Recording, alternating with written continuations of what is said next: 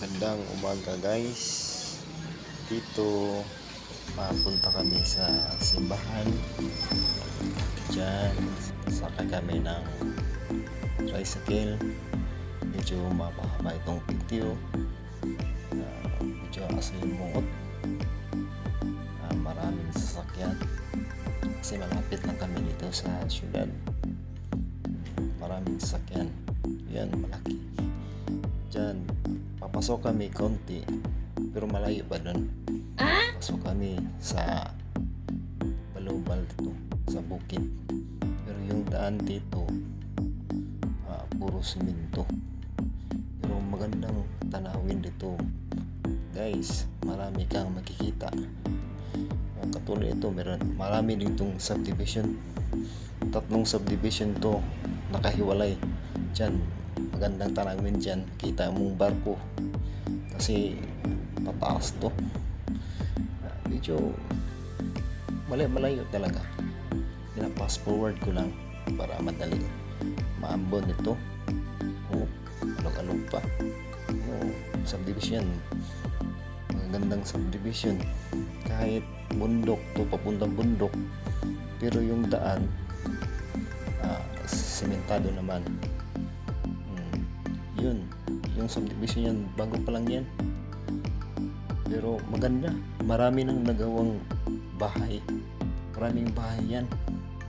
Kapag titingnan mo doon sa dulo dyan, titingnan mo dyan, kita mo talaga yung mga subdivision.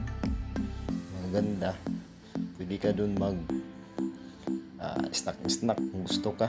Kung meron kang sasakyan, pwede ka makatingin-tingin doon, lalo na paggabi. Maganda yun paggabi. Ito medyo maulan, alog-alog, merong tawag din sa Bisaya, Ingala pala ang tawag. Yun subdivision yun. Yan, malapit na kami, pero malayo pa. Kaunti lang kasi pinapass forward ko. Papasok kami dyan. Highway lang siya, bundok siya tingnan, pero yung daan,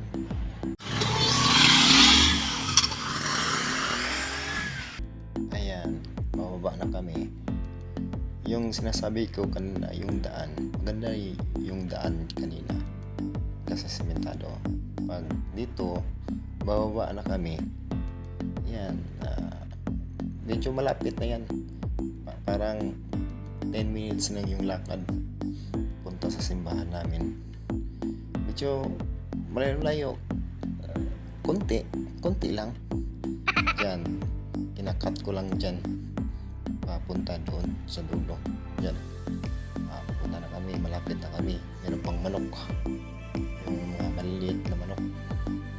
Meron kaming simbahan dyan, hindi pa tapos, pero nagsisimba na kami.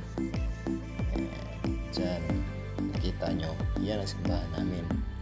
Hindi pa siya tapos. Yun, nakita mo, pag matapos, maganda na yan. Sa wala pa ba pagkataos ang atong manunubos gitawag siya Yahweh. Diyan, pagdating namin, simula na, pero hindi pa man nahuli. Nagsasalita pa ang aming elder, yung sinasabi na yung nakaraan nung mga panahon sa Israel. Katapos namin yung pagsimba, yung kanina, yun na po, pahinga ako konti.